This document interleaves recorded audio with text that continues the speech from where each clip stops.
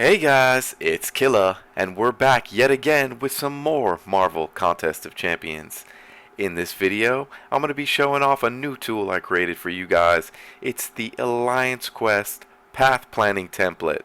So it's a pretty important tool, guys. I'm going to explain what that is, but first let's take a look. The new desktop picture. This is a picture I recently took of my cat Aoki. Just thought I'd share. It's one of my favorites. Thought I'd share that off. Shot with the Nikon D4 and an 85mm f1.4. One of my favorite lenses as well. So that's super fun. A little bonus photography footage. But anyways, let's get focused. Let's get back to the task at hand. Let's find out what is an Alliance Quest path planning template. Well, you ready? Three, two, one. Wha-blam! There it is. All right, guys.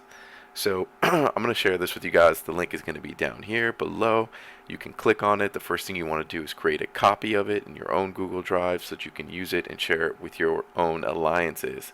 I put some simple instructions at the top. They're not really instructions. It's more a little bit more about why we want to plan, just so you can really understand, what's the heck. It kind of seems like a hassle to deal with a little template and a spreadsheet, but it saves you guys loads of time. You'll gain tons of efficiencies, and let me explain why. So you have that right up at the top. If anyone in your alliance tries to tell you it's a waste of time, you tell them to read Killa's top 3 points on why you should use this document. So number one, okay, expectations for each teammate are communicated, and everyone is accountable for their own path. I've seen it before when I started out and I was a noob and we were trying to do Alliance Quest running even just map 3. This is going back almost 2 years ago. Um, and I remember we didn't have any organization, we didn't have any path planning, and it got hectic. And people would start saying, "Oh no, Killa was supposed to go here. Oh no, no, the so and so was supposed to go here." And there's no accountability, guys. If we don't have a list and we don't set the expectation and we don't write a person's name down by a path, we can't later on go back and say this is general business concepts, but they apply to the game itself. Have a list, be accountable.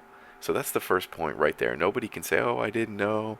The plans are clear. They're laid out beforehand. There's no excuses. Okay, reason number 2. Okay, you're getting players used to fighting the same champs every AQ day. Okay, now this is like for me. I know we run map 5. Okay, in my alliance, and I run on the first tier. There's 3 tiers. As you can see here, it's broken down into tier 1, tier 2, tier 3. And down here at the bottom you can see which map. So I have one for map 5, one tab for map 3, but you can go ahead and create it based on the amount of paths in each of the maps and add that in, as it applies to your alliance. But basically for my alliance, when we're running map 5, I take in tier 1, I take line 1. I share that responsibility with somebody else. It's all either skill champions or the tech symbiotes with heal block. Okay, so I know I always fight them. It's the same AI. I always get a Widow. There's always an Agent Venom. We always have a Crossbones in there. It's the same champs. You get used to your line and it becomes easy. It's way more difficult to transition. One day you're running this and you're fighting skill symbiotes. The next day you're running this line and you're fighting a mutant symbiote. They all have different AI. They all have different moves. Not to say you don't have the skill to take on each of them. You do.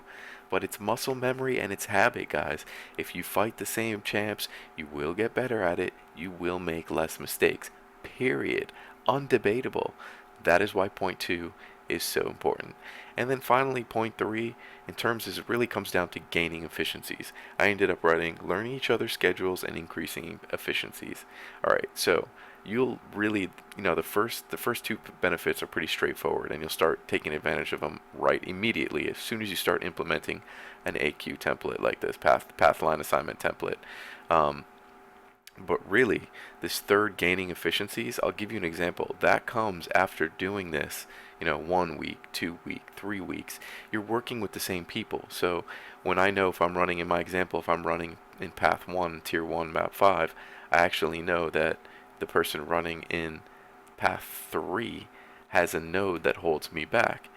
Okay, so I know I can go clear up my line, and that's always the same person. So he knows I'm waiting for him at a certain time, usually around a certain time every single day. Or I know he frees up at a certain time every day, just coinciding with his schedule. Again, these aren't necessary little efficiencies that you're going to gain right off the jump. But if you keep to the template and you stay organized and you stop changing things up and you get used to it, you will definitely gain these efficiencies. Um, the way that I set this up, I just generically put in person 1, person 2. I didn't think it was fair for me to put the names of my alliance members in. Um, but so you can see that here, but it doesn't, just because we put, 2 people in tier 1 of map 5 on lane 1 doesn't mean you guys have to do that. If you guys are equipped to handle it differently or you want to handle it differently, by all means do so, do so at your own will. Here's the tab you can see for map 3, and the rest is really self-explanatory. There's one little thing I didn't mention for those of you who noticed the color coding. I put an enemy up at the top of the column. As you can see right here, it says enemy. And this basically shows like your opponents. In my example, when I talked about map 5 tier 1 line 1, I told you we fought all skill and tech symbiotes, right? Well, you can see it right there. There's skill and tech, so you can work with, if you know this person likes to bring in a Wolverine, then send him on tier 1 path 1. That'll help you organize and make sure that your skill set, your players, champions are best aligned with the paths. Other than that, that's really it. It's straightforward, easy to use. It seems kind of obvious, and I know I can almost promise you that 99% of all competitive players, anyone going for tier 4 class catalysts, 99% of you guys probably have some sort of template or use some sort of template.